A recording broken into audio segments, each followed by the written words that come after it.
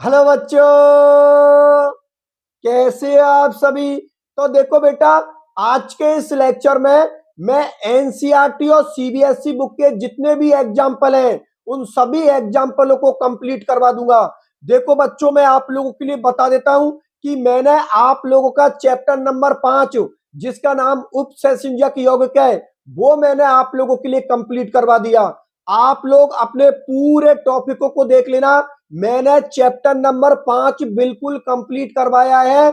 मैंने बच्चों आप लोगों का एक भी टॉपिक नहीं छोड़ा है। आप लोग पूरे टॉपिकों का मिलान कर लेना। सारे टॉपिक मैंने आप लोगों के लिए कंप्लीट करवा दिए। लेकिन आप लोगों की बुक के अंदर कुछ एग्जाम्पल दे रखे हैं, बुक के पीछे के बहुत सारे क्वेश्चन दे रखे हैं, उन सबको भी मैं आप लोगों के लिए कंप्लीट करवाऊंगा क्योंकि एग्जाम में यहां से भी क्वेश्चन पूछा जाता है। ठीक है ना। तो आज के इस लेक्चर में तो जितने भी एनसीईआरटी और सीबीएसई की जो बुक है उसमें जितने भी आप लोगों के एग्जाम्पल दे रखे हैं उन सभी एग्जाम्पलों को कंप्लीट करवा दूंगा। और इससे अगले वाले लेक्चर में जितने भी आप लोगों के क्वेश्चन है किताब के, उन किताब के क्वेश्चनों को भी मैं आप लोगों के लिए कंप्लीट करवा दूंगा, जिससे कि हम लोगों के चैप्टर 5 पूरी तरीका से क्लियर हो जाएगा। एग्जाम में कहीं से भी क्वेश्चन बने आपको कोई फर्क नहीं पड़ता क्योंकि पूरे टॉपिक मैंने क्लियर करवा दिए। एग्जाम्पल इस वाले लेक्चर में क्लियर करवा दूंगा। किताब के जितने भी क्वेश्चन हैं उन क्वेश्चनों को अगले वाले लेक्चर में क्लियर करवा दूंगा। तो एग्जाम में कहीं से भी क्वेश्चन बने आप लोगों को कोई फर्क नहीं पड़ेगा। अब देखो सुनो ध्यान से कि जो एग्जाम्पल बहुत सिंपल है, जिनका मुझे ऐसा लग रहा है कि इनका तो बच्चों आराम से जवाब दे देंगे, उन एग्जाम्पलों को करवाने की तो मुझे कोई जरूरत नहीं है। मैं यहाँ पर उन एग्जाम्पलों को करवाऊंगा जिनमें मुझे ऐसा लगता है कि बच्चे को यहाँ पर दिक्कत हो सकती है, बच्चे को समझने में यहाँ पर थोड़ी परेशानी हो सकती है। ठीक है ना। उन सभी एग्जाम्पलों को मैं आप लोगों के लिए क्लियर करवाऊंगा क्योंकि जो सिंपल सिंपल एग्जाम्पल हैं उनको तो आप लोग आसानी से कर लोगे, लेकिन वो एग्जाम्पल जिनमें समझने की जरूरत है या मुझे ऐसा लग रहा है कि वहां पर आप लोग फंस सकते हो, तो मैं उन सभी एग्जाम्पलों को आप लोगों के लिए क्लियर करवाऊंगा। जो भी आप लोगों की बुक के अंदर एग्जाम्पल और एग्जाम्पल का जो नंबर दे रखा है, जैसे कि मैं यहाँ पर एग्जाम्पल 5.1, तो आप अपनी बुक में मिलान कर लेना। एग्जाम्पल 5.1 है ना, उसको मैं आप लोगों के लिए बता रहा हूं क्योंकि ये क्वेश्चन बहुत बढ़िया है आप लोगों का। एग्जाम्पल मतलब क्वेश्चन नहीं मान कर चलिए आप लोग, यहाँ पर ये क्वेश्चन हो गया और उसका आंसर आप लोगों को किस तरीका से देना है। ठीक है ना। तो जो भी आप लोगों की बुक है एनसीईआरटी और सीबीएसई की, तो वहां पर आप लोग चेक करके देख लेना कौन से नंबर का एग्जाम्पल है। ठीक है बच्चों, चलो ठीक है। अब मैं आप लोगों के लिए एक एक एग्जाम्पल को एक्सप्लेन कर देता हूं। तो देखो बच्चों, जो एग्जाम्पल नंबर 5.1 है उस एग्जाम्पल 5.1 के अंदर हम लोगों से ये क्वेश्चन पूछा है क्योंकि इनके अंदर एग्जाम्पल में क्वेश्चन बना है। ठीक है ना। फिर आप लोगों को उसका जवाब देना है। अब उसका जवाब क्या है, कॉन्सेप्ट क्या है, वो मैं आप लोगों के लिए बताऊंगा। तो एग्जाम्पल 5.1 में दे रखा है आप लोगों को बच्चों, जलीय विलयनों में, देखो ध्यान से समझते चलना, जलीय विलयनों में किए गए निम्नलिखित प्रेक्षणों के आधार पर निम्नलिखित यौगिकों में धातुओं की द्वितीयक संयोजकता बताइए। ये क्वेश्चन आप लोगों के लिए दे रखा है बच्चों, और इसमें सामने वाला ये पूछ रहा है आप लोगों से कि ये जितने भी सूत्र हैं इनके अंदर आप लोग इनकी द्वितीयक संयोजकता बताइए। किसकी? धातु की, क्योंकि धातु की दो संयोजकता होती है, एक तो प्राथमिक संयोजकता होती है और एक द्वितीयक संयोजकता होती है। तो सामने वाले ने क्या किया, यहां पर आप लोगों के लिए प्राथमिक संयोजकता दे रखी है। ये दो, ये सारी क्या है, आप लोगों की प्राथमिक संयोजकता दे रखी है। तो आप लोगों को यहां पर द्वितीयक संयोजकता बतानी है। किस तरीका से बतानी है? सबसे पहले तो हम लोग क्वेश्चन को रीड करते हैं दोबारा से।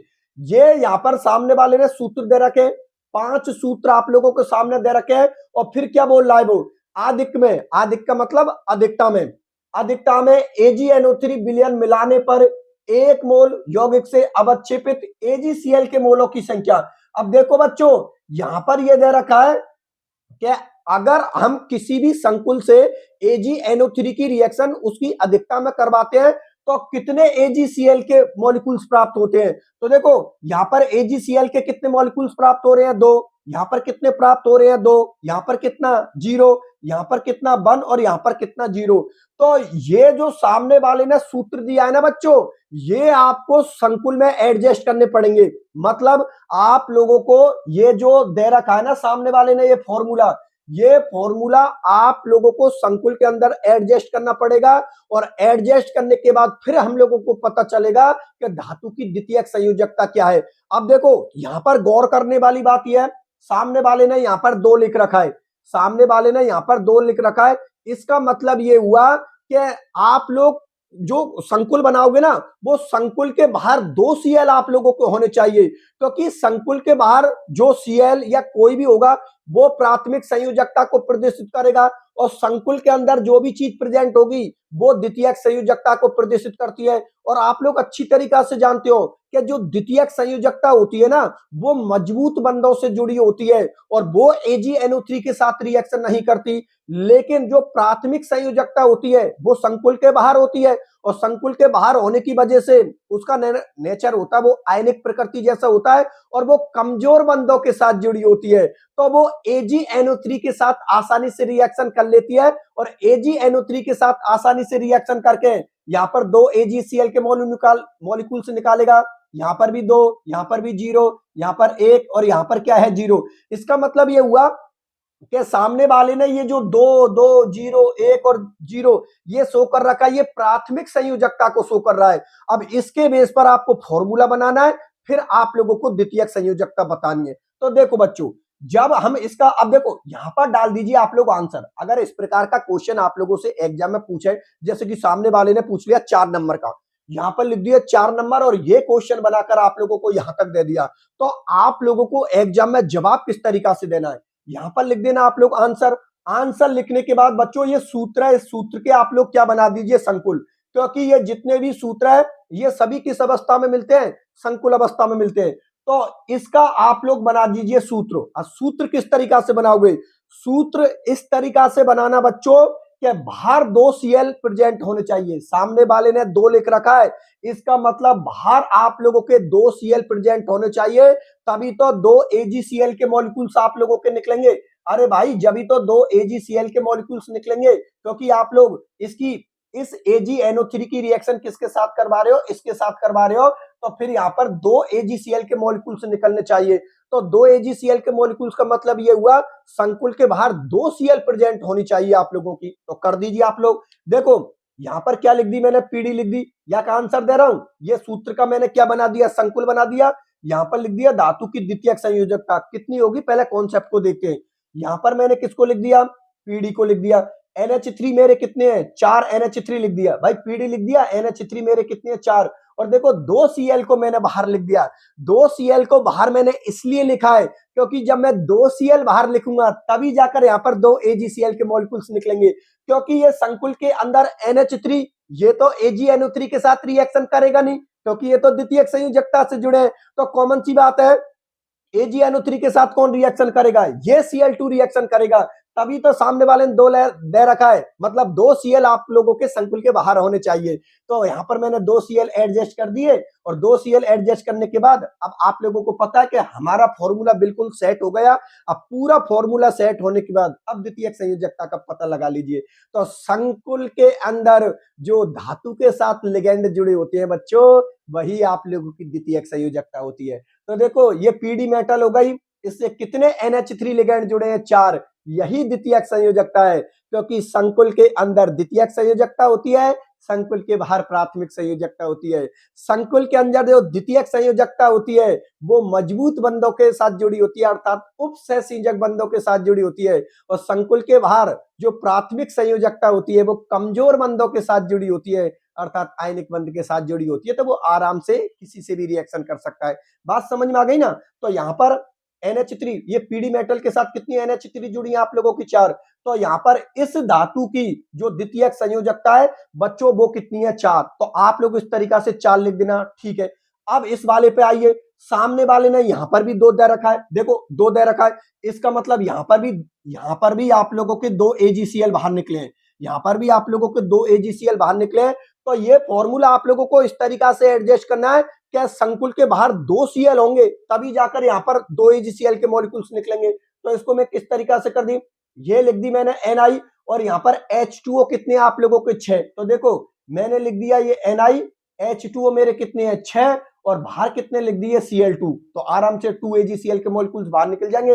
अब तो पता लग जाएगा कि NiH2 को होल 6 Cl2 वाले जो संकुल है इसके अंदर जो धातु की द्वितीयक संयोजकता है वो कितनी है 6, क्योंकि इस निकल के साथ कितने H2 जुड़े हुए हैं 6, जो कि द्वितीयक संयोजकता के साथ जुड़े हुए हैं क्योंकि संकुल के अंदर है। तो यहाँ पर इस संकुल की द्वितीयक संयोजकता कितनी है 6, इस वाले संकुल की जो द्वितीयक संयोजकता है वो कितनी है 6। ठीक है, अब देखो मुझे ऐसा लग रहा है शायद 3 नीचे के ये वाला और ये वाला, तीसरा चौथा और 5 वाला शायद आप लोगों को दिखाई नहीं दे रहा है। तो मैं एक काम करता हूं, इन तीनों को मैं यहाँ पर साइड में लिख देता हूं।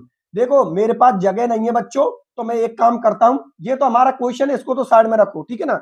मेरे पास जगह नहीं है तो इन तीनों एग्जाम्पलों को मैं यहाँ पर साइड में लिख देता हूं और आप लोगों के लिए एक्सप्लेन कर देता हूं।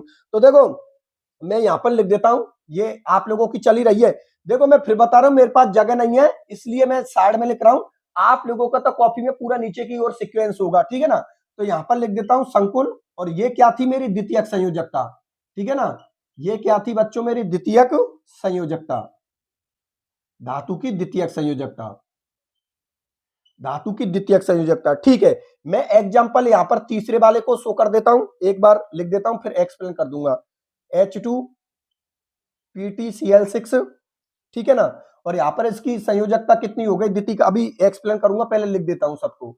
ये हो गया 4, यहाँ पर हो गया CO NH3 का होल 4 Cl2, और यहाँ पर लिख दिया मैंने Cl। ये हो गया आप लोगों का 5वें नंबर का Pt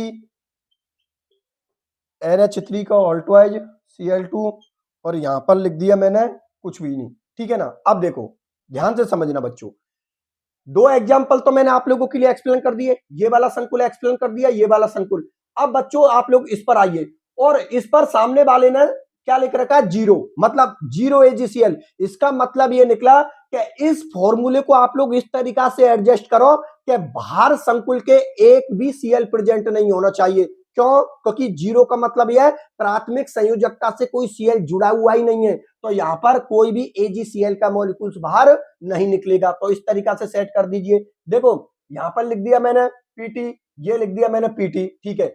यहां पर कितने Cl है 4 Cl आप लोगों को ये रहे, और यहां पर सामने 2 लिख रहा है, मतलब 2 Cl है, तो 4 और 2 कितने हो गए 6। तो यहां पर लिख देना मैंने PtCl6, और हाइड्रोजन कितने हैं 2। देखो ये लिख रहा ना भाई 2HCl है, मतलब यहाँ पर 2 हाइड्रोजन और 2 क्लोरीन है, ठीक है ना।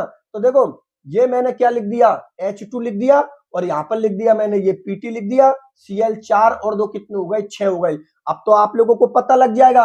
देखो यहाँ पर एक भी Cl प्रेजेंट नहीं है, प्राथमिक संयोजकता से एक भी Cl जुड़ा हुआ नहीं है।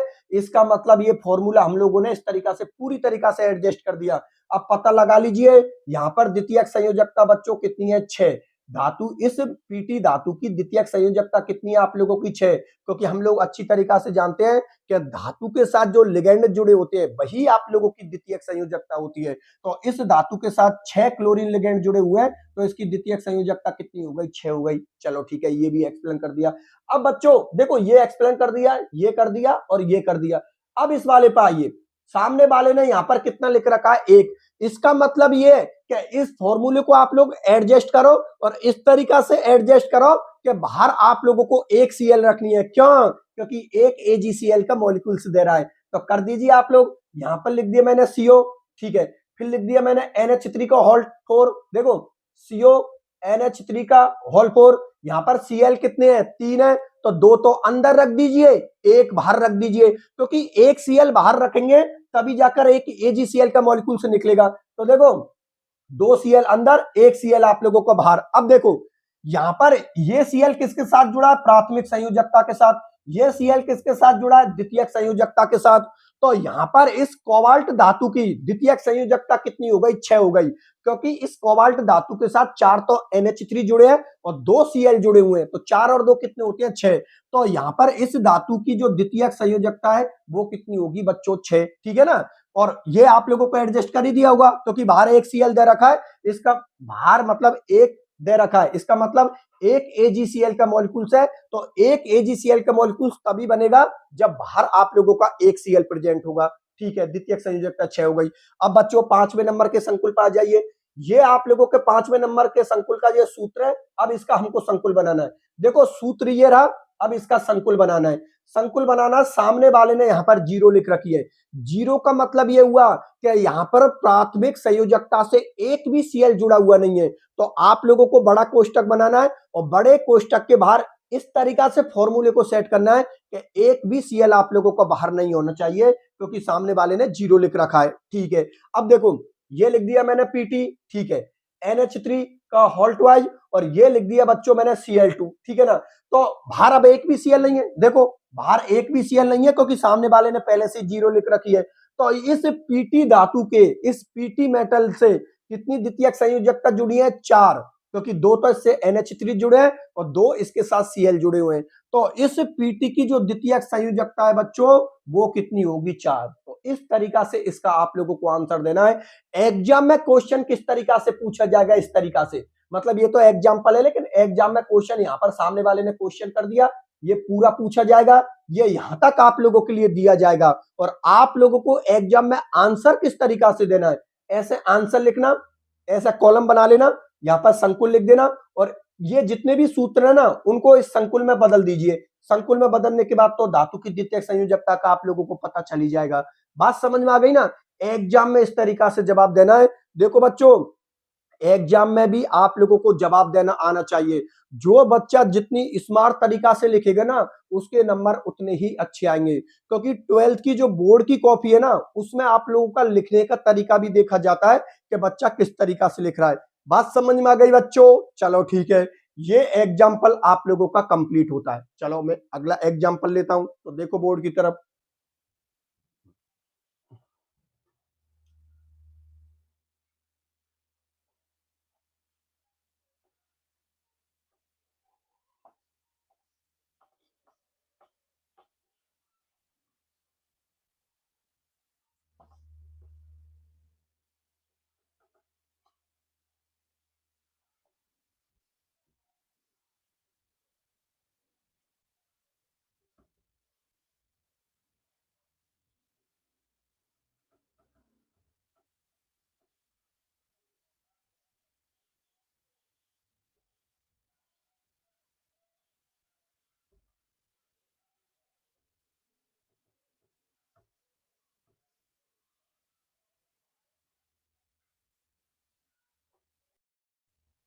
देखो बच्चों, ये आप लोगों की बुक का एग्जाम्पल नंबर 5.4 है, और इस एग्जाम्पल 5.4 को क्वेश्चन के रूप में लिख रखा है बुक के अंदर। क्या लिख रखा है कि वे चतुष्फलकीय संकुल जिनमें दो भिन्न प्रकार के एक दंतुक लिगेंड केंद्रीय धातु आयन से जुड़े होते हैं, ज्यामितीय समावेशता क्यों नहीं दर्शाते?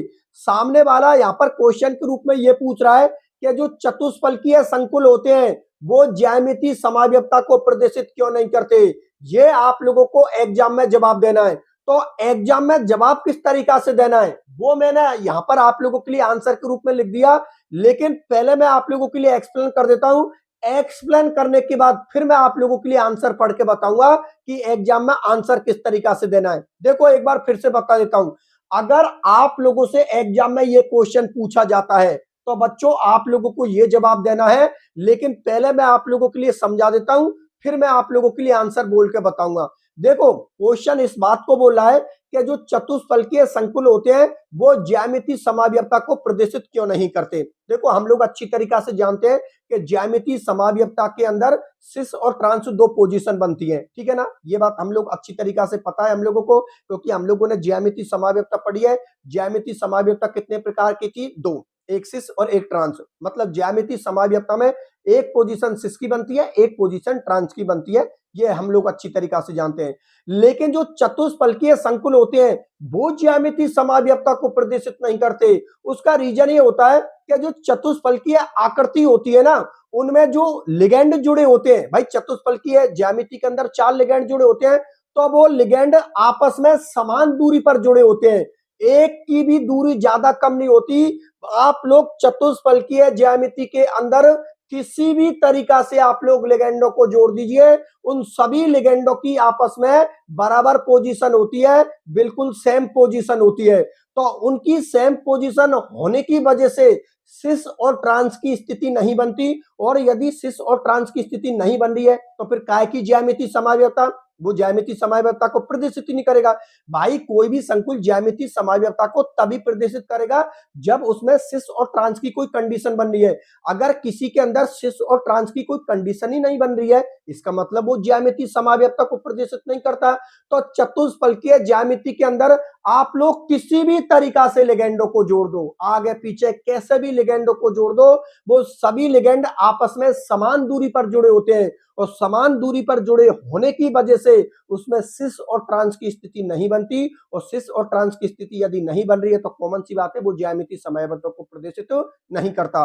अब मैं आप लोगों के लिए बता देता हूं कि सिस और ट्रांस में डिफरेंस क्या होता है। देखो बच्चों, जब धातु से आप लोगों के लिगेंड सिस पोजीशन पर जुड़े हुए हैं, तो सिस पोजीशन पर जब आप लोगों के धातु से लिगेंड जुड़े होते हैं तो धातु से लिगेंडों की थोड़ी कम दूरी होती है, लेकिन ट्रांस पोजीशन पर जब धातु से लिगेंड जुड़े होते हैं तो उनकी जो डिस्टेंस है ना, या दूरी है, वो थोड़ी क्या होती है, ज्यादा। मतलब ये हुआ कि सिस पोजीशन में यदि धातु से लिगेंड जुड़े हैं तो वो लिगेंड थोड़े पास में होते हैं, और ट्रांस पोजीशन पर यदि धातु से लिगेंड जुड़े हैं तो उन लिगेंडों की धातु से थोड़ी दूरी ज्यादा होती है। तो जब पास दूरी होगी तो वो सिस बनेंगे, और थोड़ी दूर दूरी होगी तो वो ट्रांस बनेंगे। ये सभी संकुलों पर अप्लाई होता है जो ज्यामितीय समावयवता को प्रदर्शित करते हैं। लेकिन चतुष्फलकीय संकुलों के अंदर क्या होता है कि चतुष्फलकीय ज्यामिति होती है, और वहां पर मेटल से सभी लिगेंड एक जैसी दूरी पर जुड़े होते हैं, ना तो किसी की ज्यादा होती है ना किसी की कम होती है। तो यदि समान दूरी पर जुड़े हैं तो सिस और ट्रांस की तो पोजीशन बनेगी नहीं, क्योंकि सिस और ट्रांस की पोजीशन तो तभी बनेगी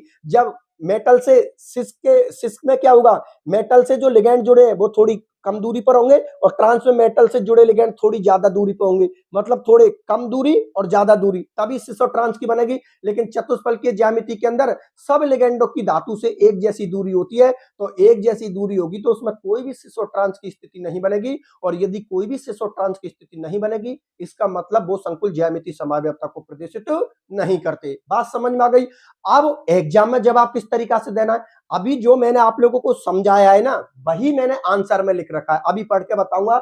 एग्जाम में क्वेश्चन इस तरीका से पूछा जाएगा, और आप लोगों को एग्जाम में जवाब इस तरीका से देना है। कैसे देना है पढ़ के बताता हूं। देखो बच्चों, यहां पर लिख रखा आंसर में, चतुष्फलकीय संकुल ज्यामितीय समावयवता को प्रदर्शित नहीं करते क्योंकि इनमें केंद्रीय धातु परमाणु से जुड़े एक दंतुक लिगेंडों की सापेक्ष स्थिति, सापेक्ष का मतलब आपस में स्थिति, सभी लिगेंडों की सापेक्ष स्थिति का मतलब है सभी लिगेंडों की आपस में जो स्थिति है, आपस में जो जुड़े हुए हैं या आपस में जो स्थिति है, वो सभी की आपस में क्या होती है, एक जैसी होती है, अर्थात समान होती है। तो यदि समान होगी तो वहां पर सिस और ट्रांस की स्थिति नहीं बनेगी, और यदि सिस और ट्रांस की स्थिति नहीं बन रही है इसका सीधा सा मतलब है कि वो संकुल ज्यामितीय समावयवता को प्रदर्शित नहीं करते। तो एग्जाम में क्वेश्चन इस तरीका से पूछा जाएगा और आप लोगों को जवाब इस तरीका से देना है। दोबारा पढ़ के बता देता हूं, चतुष्फलकीय संकुल ज्यामितीय समावयवता को प्रदर्शित नहीं करते क्योंकि इनमें केंद्रीय धातु परमाणु से जुड़े एक दंतुक लिगेंडों की सापेक्ष स्थिति, मतलब आपस में स्थिति एक जैसी होती है, इसलिए जो चतुष्फलकीय संकुल होते हैं वो बच्चों ज्यामितीय समावयवता को प्रदर्शित नहीं करते। बात आप लोगों को समझ में आ गई? चलो ठीक है, ये हो गया आप लोगों का एग्जाम्पल नंबर 5.4। अब मैं अगले एग्जाम्पल को करवा देता हूं, देखो बोर्ड की तरफ।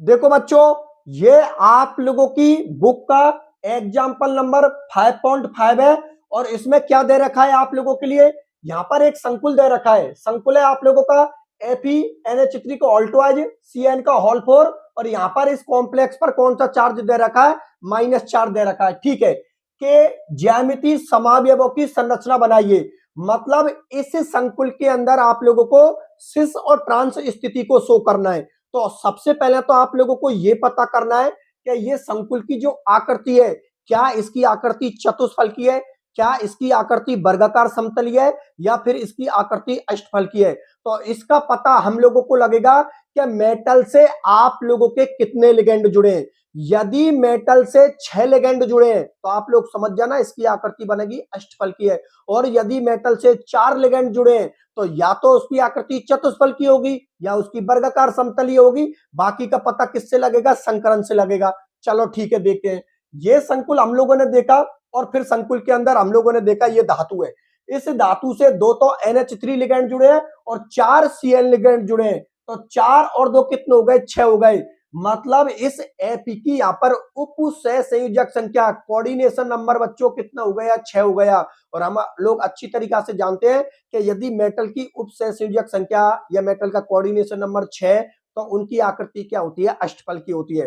अब इस संकुल में इस धातु से जो लिगेंड जुड़े हुए हैं उनको हमें ज्यामिति समावयवता में शो करना है अष्टफल की आकृति के अंदर। तो अष्टफल की आकृति के अंदर मैंने आप लोगों को पढ़ाया था, तब एक बात बताई थी कि अष्टफल की आकृति के अंदर यदि 2 समान लिगेंड 1 4 पोजीशन पर, 2 5 पोजीशन पर और 3 6 पोजीशन पर जुड़े तो वो ट्रांस की स्थिति होगी। इसके अलावा समान लिगेंडों को किसी भी स्थिति पर जोड़ दीजिए बच्चों, वो कंडीशन किसकी होगी, सिस वाले की। चलो ठीक है, तो सबसे पहले हम ट्रांस वाले को देखते हैं। मैंने क्या बात बोली है, समान लिगेंड यदि 1 4 पोजीशन पर जुड़े, 2 5 पोजीशन पर जुड़े, 3 6 पोजीशन पर जुड़े, तो वो कंडीशन किसकी होगी, ट्रांस की। इसके अलावा कहीं पर भी आप लिगेंडों को जोड़ दीजिए, वो सिस की कंडीशन होगी। चलो सबसे पहले ट्रांस समावयवी को देखिए आप लोग। ट्रांस समावयवी के अभी के अंदर क्या है बच्चों, यहाँ पर अपने NH3 कितनी है, 2। एक NH3 आप लोगों को मैंने यहाँ पर लिख दिया, एक NH3 मैंने यहाँ पर लिख दिया। पोजीशन दे दीजिए, ये नंबर 1 है, ये नंबर 2 है, ये नंबर 3 है, ये नंबर 4 है, ये नंबर 5 है और ये नंबर 6 है। अरे सही बात है ना। यहाँ पर इस मेटल से कितने लिगेंड जुड़े होते हैं, 6 लिगेंड जुड़े होते हैं। तो इस मेटल की उपसंयोजक संख्या भी कितनी है, 6। यहाँ पर देखिए ये जो आप लोगों के 2 NH3 लिगेंड है, एक तो मैंने कौन सी पोजीशन पर जोड़ दिया, पहली पोजीशन पर जोड़ दिया, और एक मैंने किस पर जोड़ दिया, चौथी पोजीशन पर। तो कॉमन सी बात है, ये कंडीशन किसकी होगी, ट्रांस समावयवी की। बचे कुछ जो 4 Cl लिगेंड है आप लोगों के, उनको मैंने इन 4 पोजीशनों पर जोड़ दिया। तो एक तो ट्रांस समावयवी। अब इसके अलावा समान लिगेंड को किसी भी स्थिति पर जोड़ दीजिए, वो सिस की कंडीशन हो जाएगी। तो देखो यहां पर ये 2 Cn है, सॉरी ये आप लोगों के 2 NH3 है। एक तो मैंने पोजीशन नंबर 1 पर जोड़ दिया और एक को मैंने पोजीशन नंबर 2 पर जोड़ दिया, ठीक है ना। तो ये 1 2 पोजीशन, तो कॉमन सी बात है 1 2 पोजीशन किसकी हो जाएगी, सिस की हो जाएगी। तो नीचे लिख दीजिए आप लोग सिस समावयवी। बात आप लोग समझ में आ गई ना। और कॉम्प्लेक्स पर चार्ज लिखना मत भूल जाना, क्योंकि ये छोटी छोटी गलती आप लोगों के नंबर को उड़ा देती है। बात मेरी आप लोग समझ में आ गई ना। इसलिए याद रखना इस कॉम्प्लेक्स पर कौन सा चार्ज है, माइनस चार्ज। तो मैंने यहाँ पर माइनस शो कर दिया और मैंने यहाँ पर भी माइनस शो कर दिया। तो इस कॉम्प्लेक्स की अष्टफलकीय ज्यामिति के अंदर ये सिस समावयवी की कंडीशन हो गई और ये ट्रांस समावयवी की कंडीशन हो गई, ठीक है। अब एग्जाम में क्वेश्चन किस तरीका से बनेगा, एग्जाम में क्वेश्चन इस तरीका से बनेगा, सामने वाला आप लोगों को इसको क्वेश्चन बना के पूछेगा, ठीक है ना। ये क्वेश्चन दे दिया और आंसर आप लोगों को इस तरीका से देना है, कुछ नहीं करना है। एक आप लोगों को ये आकृति बना देनी है, एक आप लोगों को ये बना देनी है। ये सिस की हो गई, ये ट्रांस की हो गई, बस इतना ही जवाब देना है आप लोगों को एग्जाम में। बात समझ में आ गई बच्चों, चलो ठीक है, बहुत अच्छी बात है। अब मैं अगले एग्जाम्पल को करवा देता हूं, देख लो बोर्ड की तरफ।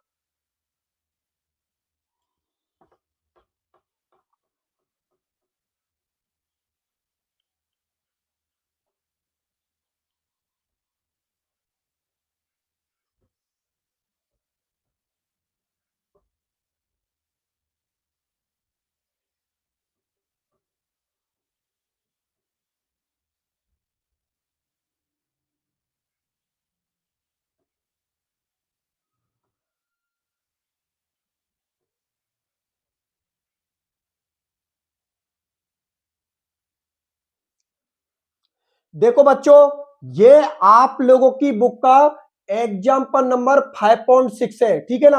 और इस 5.6 एग्जाम्पल में आप लोगों के लिए क्या दे रखा है, यहां पर ये दे रखा है कि निम्नलिखित दो उप सहसंयोजन सत्या, जिसको हम लोग इंग्लिश में क्या बोलते हैं, कोऑर्डिनेशन एंटाइटीज बोलते हैं, में से कौन सा क्रेल अर्थात ध्रुवन घूर्णक है। क्योंकि हम लोग अच्छी तरीका से जानते हैं कि जो क्रेल अणु होता है वो ध्रुवन घूर्णक होता है और जो अक्रेल अणु होता है वो ध्रुवन अघूर्णक होता है। तो हम लोगों के लिए यहाँ पर दो संकुल दे रखे हैं, एक संकुल तो आप लोगों के लिए फर्स्ट दे रखा है और एक संकुल आप लोगों के लिए सेकंड दे रखा है। और आप लोगों से पूछा है कि इनमें से कौन सा ध्रुवन घूर्णक है, ठीक है ना, इतना ही पूछा है बस, ठीक है ना, कौन सा ध्रुवन घूर्णक है अर्थात कौन सा आप लोगों का क्रेल अणु है। तो देखो बच्चों, ये एग्जाम्पल मैंने आप लोगों के लिए करवाया है। मैं आप लोगों के लिए बता देता हूं कि जब मैंने आप लोगों को प्रकाशिक समाव्यक्ता पढ़ाई थी तो वहां पर मैंने आप लोगों के लिए एक बात बोली थी। मैंने आप लोगों से क्या बात बोली थी कि कोई भी संकुल यदि अपने दर्पण प्रतिबिंब पर अध्यारोपित हो रहा है तो वो कौन होता है, अक्रेल अणु, अर्थात वो कौन होता है, ध्रुवन अघूर्णक। और ऐसे संकुल प्रकाशिक समाव्यक्ता को प्रदर्शित नहीं करते। लेकिन यदि कोई भी संकुल अपने दर्पण प्रतिबिंब पर अध्यारोपित नहीं हो रहा है तो ऐसे संकुल प्रकाशिक समाव्यक्ता को प्रदर्शित करते हैं, अर्थात वो क्रेल अणु होते हैं और वो कौन होते हैं, ध्रुवन घूर्णक होते हैं। ठीक है, तो चलो चेक करके देखते हैं। तो सबसे पहले मैंने क्या किया था कि यहां पर ये जो आप लोगों का संकुल फर्स्ट है ना, सिस CrCl2OX -3, ठीक है ना, इस संकुल की बच्चों मैंने यहां पर ये आकृति बना दी, ठीक है ना। मतलब ये जो आप लोगों की अष्टफलकीय ज्यामिति है, उस अष्टफलकीय ज्यामिति के अंदर मैंने मेटल के साथ इन सभी लिगेंडों को एडजस्ट करके लिख दिया, ठीक है ना। ये किसका हो गया, सिस वाले का हो गया। और ये ट्रांस वाले की स्थिति को मैंने इस तरीका से शो कर दिया, मतलब ट्रांस पोजीशन पर जो भी आप लोगों के लिगेंड मेटल से जुड़े हैं उनको मैंने आप लोगों के सामने शो कर दिया। अब हम लोगों को यह पता करना है कि कौन सा तो ध्रुवन घूर्णक है और कौन सा ध्रुवन अघूर्णक है, मतलब कौन सा तो हमारा क्रेल अणु है और कौन सा हम लोगों का अक्रेल अणु है। क्रेल अणु और अक्रेल अणु का अभी मैंने आप लोगों से क्या बात बोली है कि कोई भी संकुल यदि अपने दर्पण प्रतिबिंब पर अध्यारोपित हो रहा है तो वो कौन होगा, अक्रेल अणु। और यदि कोई भी संकुल अपने दर्पण प्रतिबिंब पर अध्यारोपित नहीं हो रहा है तो वो कौन होगा बच्चों, आप लोगों का क्रेल अणु। चलो ठीक है, अब देखते हैं। देखो ये जो सिस वाला है ना, ये जो आप लोगों का सिस वाला संकुल है, ये अपने दर्पण प्रतिबिंब पर अध्यारोपित नहीं हो रहा है। ये बच्चों जो आप लोगों का सिस वाला संकुल है, ये अपने दर्पण प्रतिबिंब पर अध्यारोपित नहीं हो रहा है, इसलिए प्रकाशिक समाव्यक्ता को प्रदर्शित करता है, क्रेल अणु होता है। और ये क्या होता है, आप लोगों का ध्रुवन घूर्णक। लेकिन जो आप लोगों का ट्रांस वाला संकुल है उसकी स्ट्रक्चर इस तरीका से होती है, जब आप लोग इसको दर्पण प्रतिबिंब पर रखोगे तो ये दर्पण प्रतिबिंब पर अध्यारोपित हो जाता है। और यदि ये दर्पण प्रतिबिंब पर अध्यारोपित हो रहा है तो ये प्रकाशिक समाव्यक्ता को प्रदर्शित नहीं करेगा, और यदि प्रकाशिक समाव्यक्ता को प्रदर्शित नहीं करेगा तो ऐसा अणु अक्रेल होता है, अर्थात ध्रुवन अघूर्णक होता है। बात आप लोग समझ में आ गई ना। तो सबसे पहले आप लोग क्या करना है, ये एग्जाम में आप लोगों से क्वेश्चन पूछा है, आप लोग ये सिस वाले की स्ट्रक्चर बना देना और आप लोग उससे ट्रांस वाले की स्ट्रक्चर बना देना, ठीक है। यदि कम नंबर का, जैसे एक ही नंबर का क्वेश्चन पूछा है आप लोगों से, तो एक नंबर में तो आप लोगों को स्ट्रक्चर बनाने की कोई जरूरत नहीं है, डायरेक्ट आंसर लिख देना। आंसर शायद आप लोगों को दिखाई नहीं दे रहा होगा, मैं बोल के बता देता हूं कि मैंने आंसर क्या लिखा है। आप लोग चाहो तो कॉपी के अंदर लिख सकते हो। मैंने आंसर ये लिखा है, मैंने ये लिखा है, इन दोनों संकुलों में से संकुल फर्स्ट, अर्थात इस वाले की बात कर रहा हूं, इन दोनों संकुलों में से संकुल फर्स्ट क्रेल है, अर्थात संकुल फर्स्ट ध्रुवन घूर्णक है, क्योंकि संकुल फर्स्ट अपने दर्पण प्रतिबिंब पर अध्यारोपित नहीं हो रहा। बात मेरी आप लोग समझ में आ गई ना। ये बच्चों आप लोगों का जो संकुल फर्स्ट है, ठीक है ना, ये संकुल फर्स्ट अपने दर्पण प्रतिबिंब पर अध्यारोपित नहीं हो रहा है, इसलिए ये क्रेल अणु है आप लोगों का और ध्रुवन घूर्णक है। तो इस तरीका से आप लोगों को इसका आंसर देना है। मैं दोबारा से आंसर को बोलकर बता देता हूं। देखो चाहो तो कॉपी के अंदर लिख लो बच्चों, ये आप लोगों का आंसर, इन दोनों संकुलों में से संकुल फर्स्ट क्रेल अणु है, अर्थात संकुल फर्स्ट ध्रुवन घूर्णक है, क्योंकि संकुल फर्स्ट अपने दर्पण प्रतिबिंब पर अध्यारोपित नहीं हो रहा, ये अपने दर्पण प्रतिबिंब पर अध्यारोपित नहीं हो रहा है, इसलिए ये कौन होता है आप लोगों का, ये होता है आप लोगों का क्रेल अणु। क्या होता है, क्रेल अणु। और क्रेल अणु का मतलब क्या हो गया, प्रकाशिक समाव्यक्ता को प्रदर्शित कर रहा है, और प्रकाशिक समाव्यक्ता को प्रदर्शित कर रहा है तो ये हो गए बच्चों ध्रुवन घूर्णक। बात समझ में आ गई ना। ये हो गए ध्रुवन घूर्णक, क्योंकि ये संकुल अपने दर्पण प्रतिबिंब पर अध्यारोपित नहीं हो रहा, अध्यारोपित नहीं हो रहा। बात समझ में आ गई ना। तो इस तरीका से आप लोगों को इसका आंसर देना है एग्जाम में बच्चों। इस तरीका से आप लोगों से क्वेश्चन पूछा जाएगा। यहां तक आप लोग देख लेना वो कितने नंबर का है। यदि एग्जाम में वो 2 नंबर का क्वेश्चन है तब तो आप लोग इसकी आकृति बना देना और इसकी आकृति फिर आंसर लिखना। लेकिन यदि आप लोगों से ये एक ही नंबर का पूछा है, ये केवल आप लोगों से एक ही नंबर का पूछा है, तो फिर इन संरचनाओं को बनाने की आपको कोई भी जरूरत नहीं है। आप तो डायरेक्ट आंसर लिखना। क्या लिखोगे? संकुल फर्स्ट और इसका नाम लिख देना सिस CrCl2 OX -3। ये जो संकुल है ये अपने दर्पण प्रतिबिंब पर अध्यारोपित नहीं हो रहा, इसलिए ये क्रेल अणु अर्थात ध्रुवन घूर्णक अणु होता है। बात समझ में आ गई ना। इस तरीका से आप लोगों को इसका जवाब देना है। चलो ठीक है, ये आप लोगों का एग्जाम्पल नंबर 5.6 भी कंप्लीट होता है। चलो ठीक है, मैं अगला एग्जाम्पल और करवा देता हूं आप लोगों के लिए।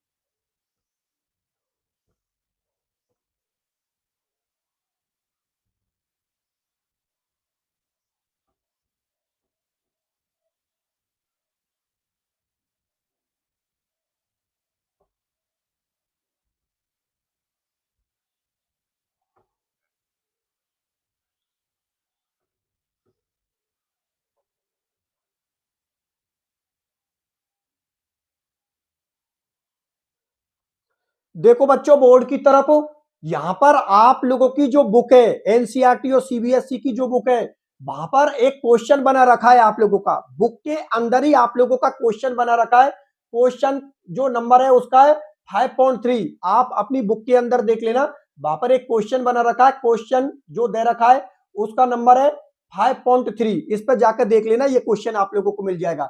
इस क्वेश्चन में सामने वाला क्या बोल रहा है? क्या निम्नलिखित संकुलों द्वारा प्रदर्शित समावयवता का आप लोगों को एक तो प्रकार बताना है और एक इन समावयवी जो रूप है इनकी आप लोगों को संरचना बनानी है, ठीक है ना। और सामने वाले ने 4 कॉम्प्लेक्स दे रखे। एक कॉम्प्लेक्स ये दे दिया, एक कॉम्प्लेक्स ये दे दिया, एक कॉम्प्लेक्स ये दे दिया, एक कॉम्प्लेक्स आप लोगों के लिए ये दे दिया। आप लोगों को इसके अंदर क्या बतानी है कि इन चारों कॉम्प्लेक्सों के अंदर ये चारों कॉम्प्लेक्स कौन से प्रकार की तो समावयवता प्रदर्शित कर रहे हैं, और समावयवता प्रदर्शित करने के बाद इनकी आप लोगों को संरचना भी बनानी है। ये क्वेश्चन इस बात को बोल रहा है, ठीक है। अब देखो, मैं बारी बारी से एक एक का एग्जाम्पल का मैं आप लोगों के लिए आंसर देता हूं। सबसे पहले मैं आंसर किसका दे रहा हूं आप लोगों का? पहले वाले इसका कॉम्प्लेक्स का, ठीक है ना। इस वाले का आंसर दे रहा हूं, उसके बाद एक एक करके मैं सभी का आप लोगों के सामने आंसर लिख दूंगा और सबके मैं जवाब दे दूंगा। चलो ठीक है, सबसे पहले मैंने आंसर दिया है इस वाले कॉम्प्लेक्स का, जो कि कॉम्प्लेक्स नंबर अपना फर्स्ट है, जो है KR और फिर ये बड़ा कोष्टक में CrH2 को होल्टवाइज, C2O4 को होल्टवाइज। ये C2O4 -2 जो आप लोगों का लिगेंड है, ये कौन सा होता है? ऑक्सोलेटो लिगेंड होता है। इसको हम अच्छी तरीका से जानते हैं। तो देखो बच्चों, सबसे पहले तो मैं आप लोगों के लिए बता देता हूं कि ये जो आप लोगों का संकुल फर्स्ट है, मतलब जो आप लोगों के संकुल एक है, ये दोनों प्रकार की समावयवता को प्रदर्शित करता है। ये प्रकाशिक समावयवता को भी प्रदर्शित कर रहा है और ज्यामितीय समावयवता को भी प्रदर्शित कर रहा है। आप लोगों को पता है ज्यामितीय समावयवता के कितने रूप होते हैं? 2, सिस और ट्रांस। और प्रकाशिक समावयवता के भी कितने रूप होते हैं? 2, डी और एल। डी को हम प्लस से शो करते हैं, एल को हम माइनस से शो करते हैं, ठीक है ना। अब देखिए, आप लोगों के लिए मैंने क्या बात बोली है कि जो आप लोगों का ये संकुल फर्स्ट है, ये दोनों प्रकार की समावयवता प्रदर्शित कर रहा है। ये ज्यामितीय समावयवता भी प्रदर्शित कर रहा है और ये प्रकाशिक समावयवता भी प्रदर्शित कर रहा है। तो सबसे पहले मैंने इस संकुल की ज्यामितीय समावयवता को प्रदर्शित कर दिया। ये ज्यामितीय समावयवता के अंदर ये इसका कौन सा रूप हो गया? सिस रूप हो गया। और ये इसका बच्चों कौन सा रूप हो गया? ट्रांस रूप हो गया। आप लोग देख लीजिए, यहां से मैंने पोटेशियम को हटा दिया, पोटेशियम की जगह पर यहां पर संकुल पर कौन सा चार्ज लिख दिया, माइनस। यदि आप लोग पोटेशियम को नहीं हटाना चाहते तो इस तरीका से भी कर सकते हो आप लोग इसको इस तरीका से भी कर सकते हो। यहां पर आप लोग K+ लिख सकते हो, ठीक है ना, यहां पर आप लोग K+ लिख सकते हो, ऐसे भी कर सकते हो, ठीक है ना, ऐसे भी कर सकते हो।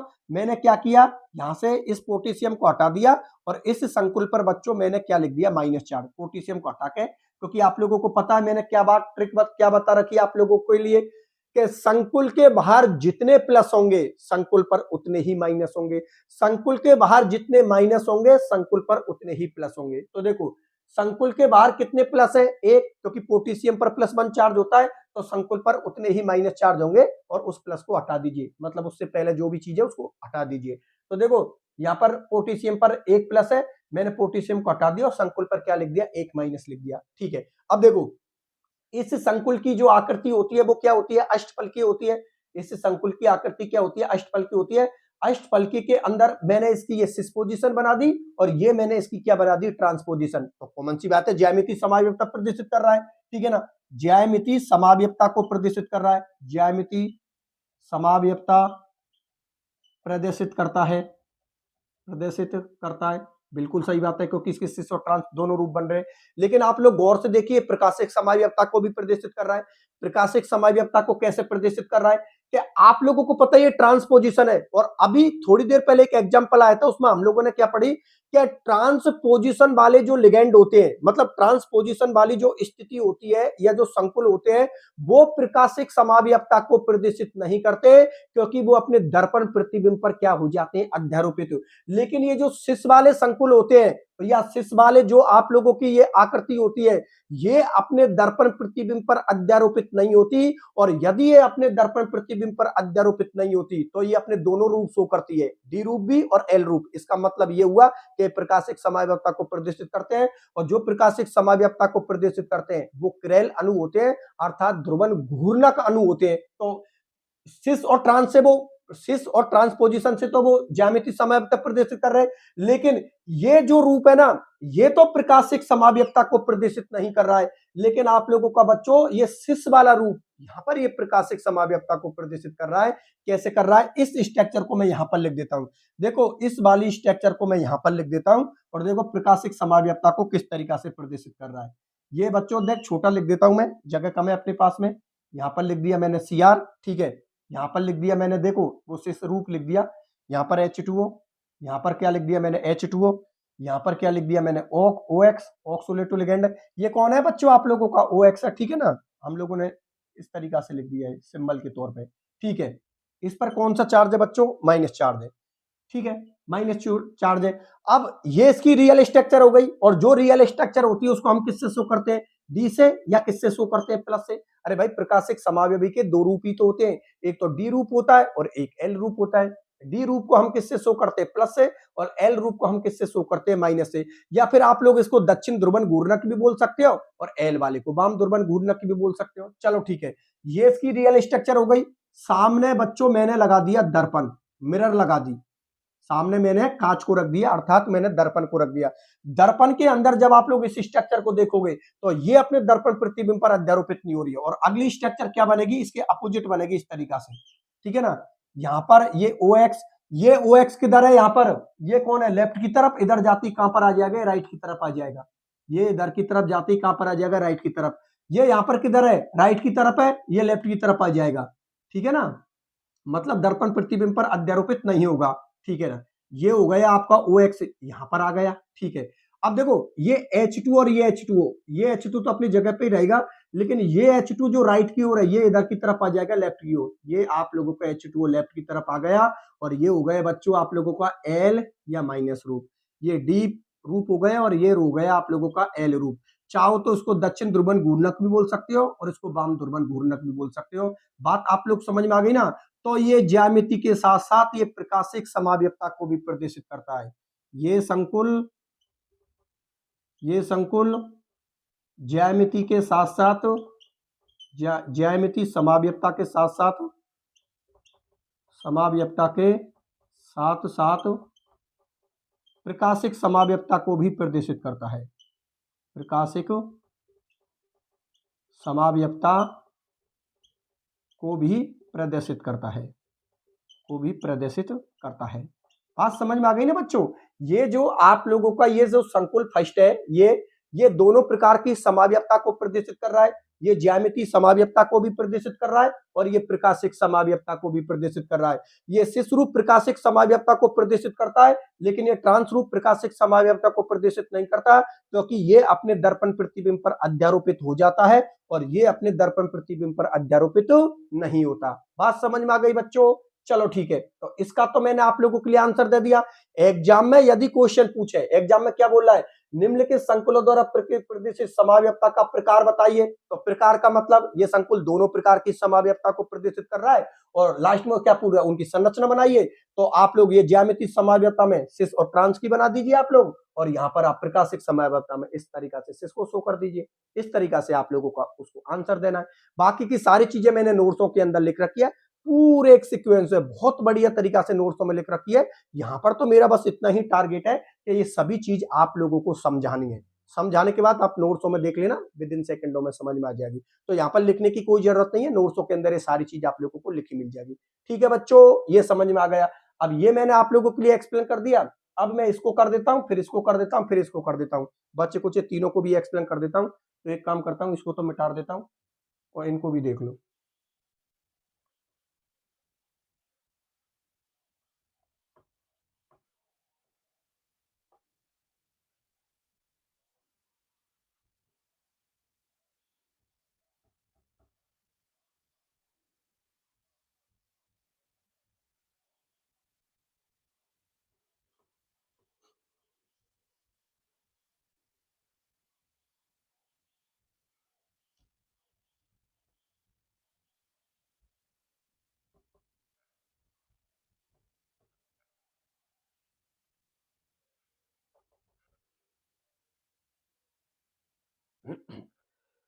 देखो बच्चों, बोर्ड की तरफ ये मेरे दूसरे नंबर का जो आप लोगों का क्वेश्चन है, ठीक है ना, उसी दूसरे नंबर के क्वेश्चन का आप लोगों का आंसर है। ये आप लोगों का संकुल है, संकुल का नाम है सीओ ईएन का होल थ्राइज और कॉम्प्लेक्स के बाद सीएल 3 जोड़ रखे हैं, ठीक है ना। अब मुझे सबसे पहले तो ये 3 सीएल यहां से हटाने हैं। तो आप लोग अच्छी तरीके से जानते हो सीएल पर कौन सा चार्ज होता है, माइनस चार्ज होता है। यहाँ पर कितने सीएल है, 3, 3 सीएल पर 3 माइनस होंगे। जब 3 सीएल को आप हटाओगे तो संकुल पर उतने ही क्या आ जाएंगे, आप लोगों को प्लस आ जाएंगे, ठीक है ना। तो ये जो आप लोगों का संकुल है, ये प्रकाशिक समावयवता को प्रदर्शित करता है, क्योंकि आप लोगों का क्वेश्चन इसी बात को बोल रहा है, निम्नलिखित संकुलों द्वारा प्रदर्शित। आप लोगों को एक तो समावयवता का प्रकार बताना है, मतलब ये संकुल कौन से प्रकार की समावयवता को प्रदर्शित कर रहा है। उसके बाद आप लोगों को उसकी संरचना भी बनानी है, ठीक है ना। तो प्रकार तो हमने बता दिया कि ये जो संकुल है ना बच्चों, ये प्रकाशिक समावयवता को प्रदर्शित करता है। ये लिख रखी है संकुल, ये वाला प्रकाशिक समावयवता को प्रदर्शित करता है। और यदि प्रकाशिक समावयवता को प्रदर्शित करेगा तो कॉमन सी बात है, उसके कितने रूप बनेंगे, 2 रूप बनेंगे। एक डी रूप होगा और एक क्या होगा, उसका एल रूप होगा। और ये इनकी संरचना है। ये डी या प्लस रूप हो गया आप लोगों का, डी रूप बोल सकते हो, प्लस रूप बोल सकते हो, या फिर आप लोग बच्चों इसको दक्षिण ध्रुवन घूर्णक भी बोल सकते हो, ठीक है ना। ये इसकी रियल स्ट्रक्चर है। इसी रियल स्ट्रक्चर को मैंने किसके सामने रख दिया, दर्पण के सामने रख दिया। तो जैसे ही मैंने दर्पण के सामने रख दिया तो बच्चों ये चित्र ना आप लोगों का उल्टा हो जाएगा। ये ईएन यहां पर किधर की तरफ जुड़ा हुआ है, लेफ्ट। ये साइड कौन सी होती है, लेफ्ट, और ये साइड कौन सी होती है, राइट। ये ईएन यहां पर किधर की तरफ जुड़ा हुआ है, लेफ्ट की ओर। जैसे ही दर्पण के सामने रखोगे तो ये राइट की तरफ आ जाएगा। ये ईएन आप लोगों का कहां पर जुड़ा है, राइट की ओर। जैसे ही दर्पण के सामने रखोगे ये कहां पर आ जाएगा, आप लोगों का लेफ्ट की ओर आ जाएगा। बात समझ में आ गई। अब ये दर्पण प्रतिबिंब पर दोनों ही अध्यारोपित नहीं हो रहे। अध्यारोपित का मतलब, अगर इस संरचना को मैं उठाऊं और इसको जैसे ही उठाकर इसके ऊपर रखूं तो ये वाली संरचना इसके ऊपर फिट नहीं हो रही है। फिट का मतलब ये समान के सामने समान आना। लेकिन जब इसको इसके ऊपर रखूंगा तो समान के सामने समान नहीं आएगा, क्योंकि कुछ इधर लेफ्ट राइट की तरफ है, कुछ इधर लेफ्ट राइट की तरफ है। तो समान के सामने समान नहीं आएगा। इसका मतलब ये संरचना अपने दर्पण प्रतिबिंब पर अध्यारोपित नहीं हो रही है। और यदि कोई भी संरचना अपनी दर्पण प्रतिबिंब पर अध्यारोपित नहीं हो रही है, इसका मतलब वो प्रकाशिक समावयवता को प्रदर्शित करता है। क्योंकि ऐसा अणु क्या होता है, क्रेल होता है, अर्थात ध्रुवन घूर्णक होता है। और उसके कितने रूप बनेंगे, 2 रूप। एक होता है डी रूप या प्लस रूप, जिसको हम दक्षिण ध्रुवन घूर्णक के नाम से भी जानते हैं। और एक रूप होता है एल या माइनस रूप, जिसको हम वाम ध्रुवण गुणनक के नाम से भी जानते हैं। तो एग्जाम में यदि इस प्रकार से आप लोगों से क्वेश्चन पूछे तो आप लोगों को उसका आंसर इस तरीका से देना है। बात समझ में आ गई बच्चों? चलो ठीक है, बहुत अच्छी बात है। बाकी की ये सारी चीजें मैंने नोट्सों के अंदर लिख रखी है, तो नोट्सों में देख लेना। यहाँ पर एक ही टारगेट है, बस मुझे ये समझाना है, तो समझाता चल रहा हूं आप लोगों के लिए। चलो ठीक है, इसको भी मिटा देता हूं और तीसरे नंबर के क्वेश्चन को भी करवा देता हूं।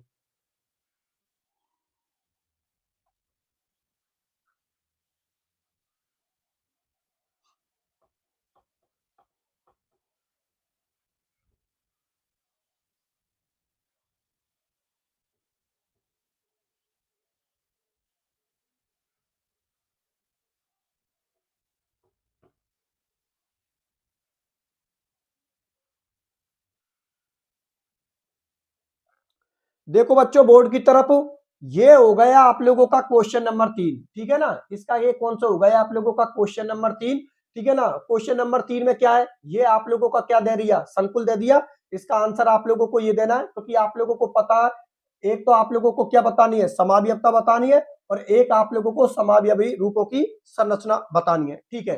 तो ये जो आप लोगों का संकुल है ना, ये वाला संकुल, ये बच्चों 3 प्रकार की समावयवता को प्रदर्शित करता है। एक ये ज्यामितीय समावयवता को प्रदर्शित करता है, एक ये आयनन समावयवता को प्रदर्शित करता है, और एक ये बंधन समावयवता को प्रदर्शित करता है। तो यदि एग्जाम में ये क्वेश्चन बन जाए आप लोगों से कि इस वाले संकुल की आप लोगों को बतानी है कौन सी समावयवता को प्रदर्शित कर रहा है और इसकी संरचना बतानी है, तो आप लोगों को क्या करना है, आप लोगों को ये बताना है कि ये वाला जो संकुल है ये 3 प्रकार की समावयवता प्रदर्शित करता है। वो तीनों प्रकार की समावयवता मैंने लिख दी। एक तो ज्यामितीय समावयवता को प्रदर्शित करता है, एक आयनन समावयवता को प्रदर्शित करता है, और एक किसको शो करता है, बंधन समावयवता को प्रदर्शित करता है। ये आप लोगों की क्या हो गई, आयनन समावयवी हो गई आप लोगों के, ठीक है ना। ये इस संकुल के, इस वाले संकुल की ये बच्चों 2 आप लोगों को क्या हो गए, आयनन समावयवी हो गए, और ये 2 क्या हो गए, इसके बंधन समावयवी हो गए, ठीक है ना। और इसके टोटल समावयवी रूप बच्चों कितने बनेंगे, 10 बनेंगे। मैं फिर बता देता हूं, इस वाले संकुल के टोटल समावयवी रूप कितने बनेंगे, 10 रूप बनेंगे। कितनी प्रकार की समावयवताओं के अंदर, 3 प्रकार की समावयवताओं के अंदर, एक तो ज्यामिति के अंदर, एक आयनन के अंदर, और एक बंधन के अंदर। ये आयनन को शो कर दिया, आयनन में ये 2 प्रकार के बनेंगे, और बंधन में बच्चों ये 2 प्रकार के बनेंगे। तो एग्जाम में यदि ये क्वेश्चन आए तो आप लोग इस तरीका से इसका आंसर लिख देना। यहां पर ये भी लिख देना आप लोग, मैं लिखना भूल गया, यहां पर ये लिख देना कि ये वाला संकुल है ना, इसके टोटल 10 समावयवी बनेंगे 3 प्रकार की समावयवता के अंदर, ज्यामिति, आयनन और बंधन। और इस तरीका से आयनन को शो कर देना, बंधन को शो कर देना। ये आप लोगों का इसका क्या होगा आंसर।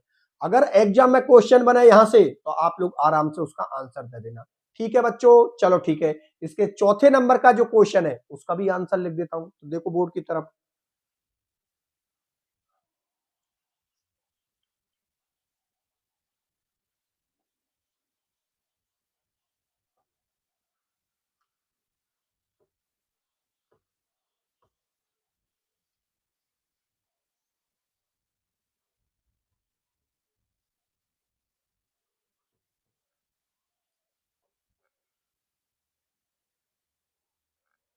देखो बच्चों बोर्ड की तरफ, ये हो गया इस क्वेश्चन 5.3 का, ये क्वेश्चन नंबर आप लोगों का 4 हो गया।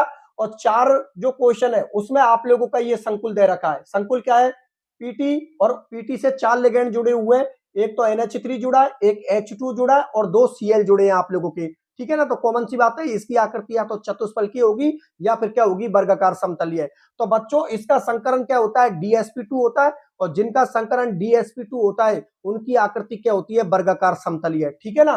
तो वर्गाकार समतलीय होगी तो कॉमन सी बात है, 2 रूप प्रदर्शित करेगा, एक सिस करेगा और एक कौन सा करेगा, ट्रांस रूप करेगा। मतलब ये हुआ है ज्यामितीय समावयवता को प्रदर्शित करता है।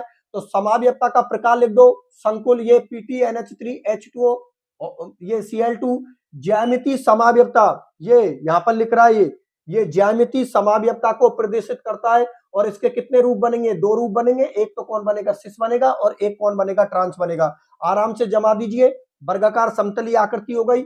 यहां पर किसको लिख दिया, पीटी को लिख दिया। यहां पर देखो 2 Cl लिगेंड आप लोगों के समान है, तो दोनों Cl लिगेंडो अगर अगर समान है तो उनको एक साइड में लिख दो। एक साइड में यदि लिख दिया तो वो हो गया सिस, और दोनों Cl को अपोजिट कर दो तो वो कौन हो जाएगा, ट्रांस। तो देखो NH3H2 को तो आप लोगों ने NH3 और ये कौन है आप लोगों का H2O, यहाँ पर कौन है आप लोगों का NH3 और एक साइड कौन है आप लोगों का H2O। तो NH3 और H2 को तो आप लोगों ने एक साइड कर दिया और दोनों Cl को एक साइड कर दिया, मतलब ये कौन सा रूप हो गया आप लोगों का सिस रूप हो गया। तो ये इसकी संरचना बना दी। अब ट्रांस रूप में क्या करना है आप लोगों को, अरे भाई दोनों Cl एक दिशा में, तो ये कौन हो गए सिस, दोनों Cl को अपोजिट कर दो, ये Cl यहां पर से उठाओ और यहां पर रख दो, H2 को यहां से उठाओ और यहां पर रख दो। तो बच्चों ये कौन सा बन गया यार ट्रांस रूप, क्योंकि ये दोनों Cl आप लोगों के अलग अलग डायरेक्शन में हो गए। ये Cl किधर की तरफ है आप लोगों का राइट की ओर, ये Cl किधर की तरफ है आप लोगों का लेफ्ट की ओर, ठीक है ना। जबकि इसके अंदर दोनों ही Cl कहां पर है आप लोगों के राइट की ओर, राइट की ओर का मतलब एक ही दिशा में। तो यदि दोनों लिगेंड एक दिशा में है, दो समान लिगेंड यदि एक दिशा में है तो वो कौन हो गया सिस रूप, और दो समान लिगेंड यदि अपोजिट दिशा में, विपरीत दिशा में, तो बच्चों वो हो गया आप लोगों का ट्रांस रूप। बात आप लोगों को समझ में आ गई। तो एग्जाम में यदि ये क्वेश्चन बने और आप लोगों से समाव्यक्ता का प्रकार पूछे और उसकी संरचना पूछे तो आप लोग बता देना कि ये वाला संकुल ज्यामितीय समाव्यक्ता को प्रदर्शित करता है।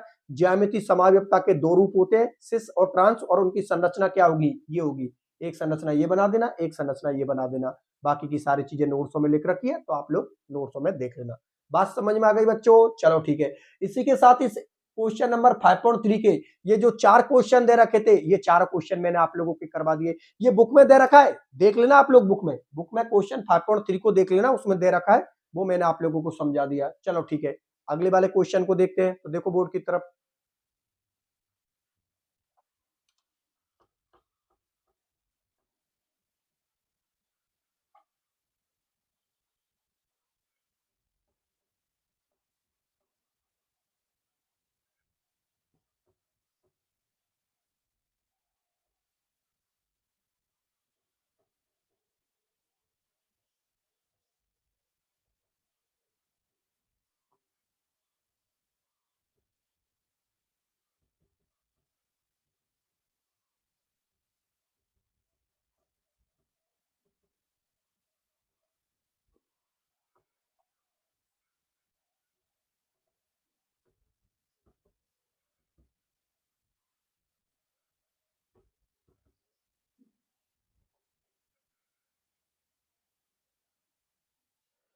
देखो बच्चों बोर्ड की तरफ, ये आप लोगों की बुक का जो क्वेश्चन है उसका नाम है 5.4। आप लोग अपनी बुक में देख लेना, ये क्वेश्चन है आप लोगों का 5.4। और ये क्वेश्चन क्या दे रखा है एग्जाम में बच्चों, आप लोगों से ये क्वेश्चन आ सकता है। क्वेश्चन क्या बोल रहा है, क्या इसका प्रमाण दीजिए। एक संकुल तो आप लोगों के लिए ये लिख रखा है, ठीक है ना, एक संकुल तो आप लोगों के लिए ये ले रखा है और एक संकुल आप लोगों के लिए ये लिख रखा है। इसका प्रमाण दीजिए कि ये दोनों संकुल आयनन समाव्यक्ता को प्रदर्शित कर रहे हैं। बात समझ में आ गई। दोबारा से क्वेश्चन को समझिए। क्वेश्चन इस बात को बोल रहा है, आपसे प्रमाण मांग रहा है कि इसका प्रमाण दीजिए। एक संकुल आप लोगों का ये रहा, एक संकुल आप लोगों का ये रहा, ये आयनन समावयवी है। तो दोनों ही संकुल क्या है हमारे आयनन समावयवी है। बस वो हम लोगों को प्रूव करना है। तो प्रूव करने के लिए हम लोगों को क्या करना पड़ेगा, इसकी रिएक्शन अलग अलग विलयनों से करवाएंगे। मैं आप लोगों के लिए बता देता हूं। देखो आप लोग अच्छी तरीका से जानते हो, नाम में ही लग रहा आयनन समावयवी। भाई ये दोनों कौन है आयनन समावयवी। और आयनन समावयवी को जब हम पानी के अंदर डालते हैं, किसी विलयन के अंदर डालते हैं, तो वो भिन्न भिन्न प्रकार के आयन देते हैं। अब वो कौन कौन से भिन्न भिन्न प्रकार के आयन देते हैं वो मैं आप लोगों के लिए बता देता हूं। तो देखो बच्चों, ये दोनों संकुल आयनन समावयवी है। इस बात को प्रूव करने के लिए मैं इन दोनों संकुलों की रिएक्शन एक बार तो किसके साथ करवाऊंगा, BaCl2 के साथ, और इन दोनों संकुलों की रिएक्शन एक बार मैं किसके साथ करवाऊंगा, AgNO3 के साथ। दोबारा समझिए, इस आयनन समावयवी को प्रूव करने के लिए ये जो दोनों संकुल है ना, इन दोनों संकुलों की एक बार रिएक्शन तो मैं BaCl2 के साथ करवाऊंगा और एक बार इन दोनों संकुलों की रिएक्शन AgNO3 के साथ करवाऊंगा। फिर वहां पर वो क्या क्या आयन देते हैं उस बात से प्रूफ हो जाएगा कि ये दोनों ही कौन सी समावयवता को प्रदर्शित करेंगे, आयनन समावयवता को। चलो ठीक है, अब देखो बच्चों, यहां पर मैंने सबसे पहले इस वाले संकुल को लिया, ठीक है ना।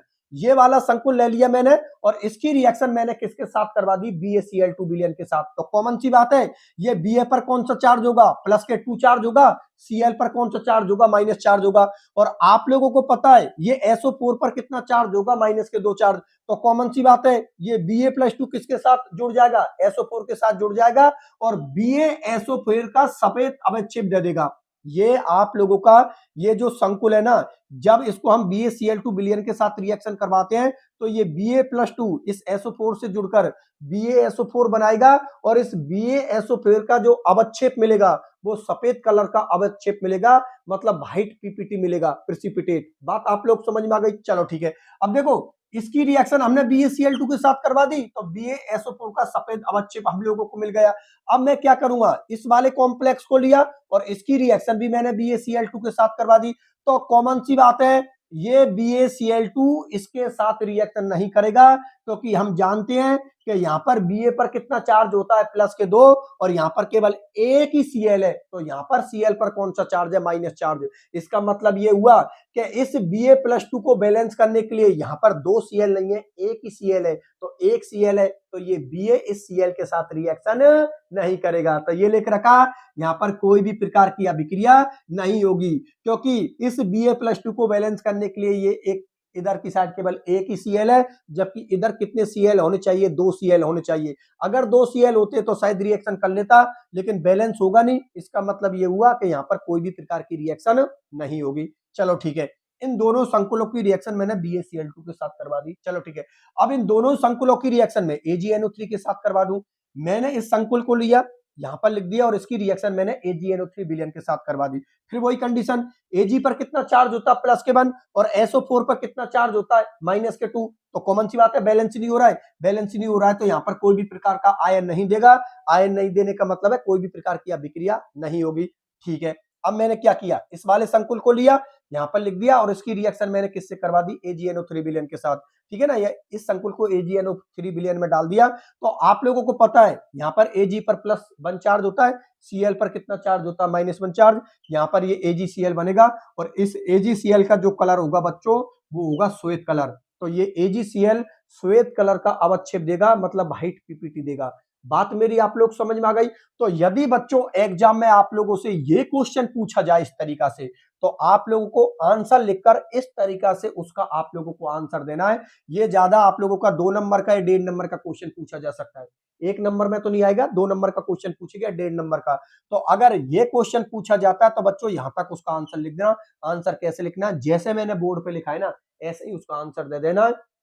बाकी की सारी चीज आप लोगों को नोट्सों के अंदर मिल जाएगी, तो नोट्सों के अंदर देख लेना। बहुत अच्छी तरीका से इन सबके आंसर लिख रखे। यहाँ पर टारगेट सिर्फ हमारा इतना है कि मुझे सब कुछ आप लोगों के लिए समझाना है।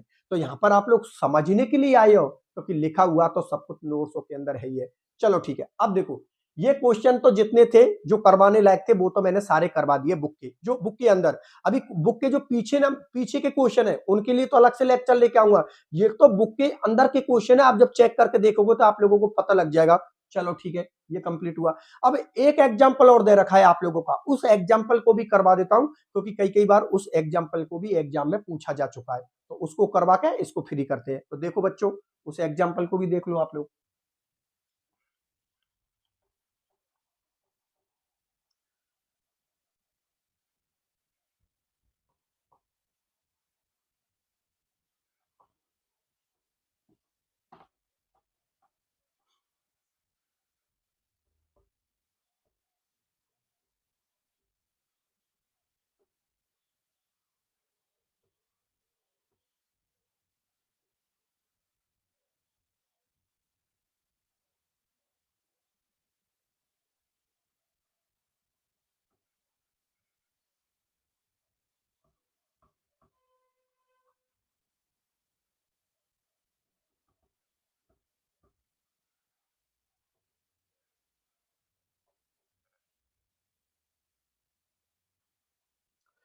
तो देखो बच्चों बोर्ड की तरफ, ये हो गया आप लोगों का एग्जाम्पल नंबर 5.7।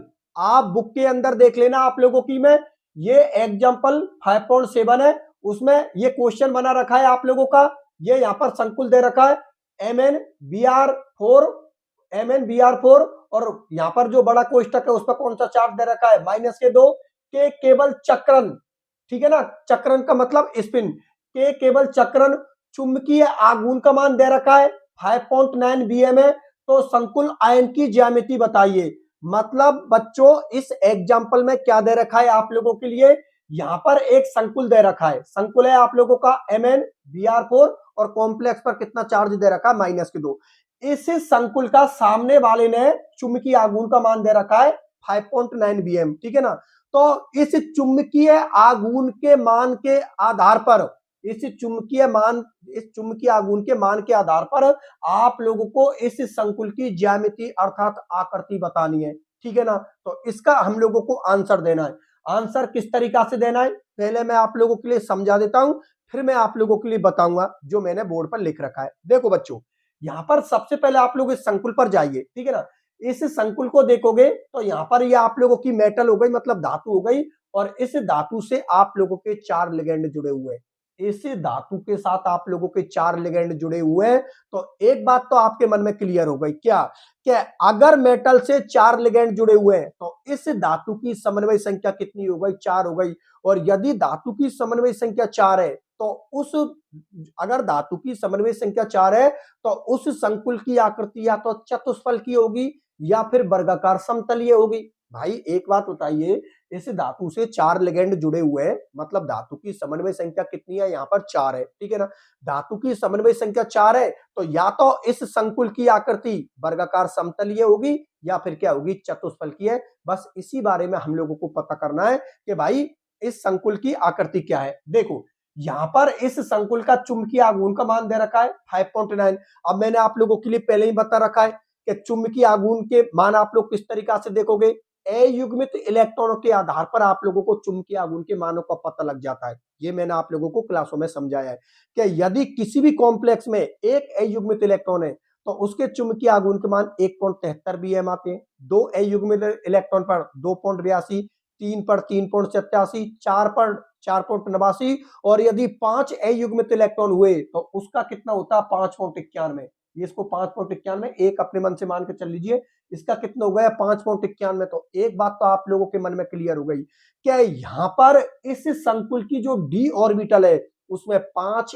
अयुग्मित इलेक्ट्रॉन है, क्योंकि 5 अयुग्मित इलेक्ट्रॉन होने पर ही चुंबकीय आघूर्ण का मान कितना आता है, 5.9 बीएम। और आप लोग अच्छी तरीका से जानते हो कि जब भी संकुल बनता है तो मेटल की कभी भी भरी कक्षक भाग नहीं लेती, संकरण में मेटल की हमेशा खाली कक्षक भाग लेती है। ये मैंने शुरू के लेक्चर में आप लोगों के लिए बताया है कि जब भी संकरण उपसंयोजक यौगिक शो करेंगे तो धातु की हमेशा खाली कक्षक भाग लेगी।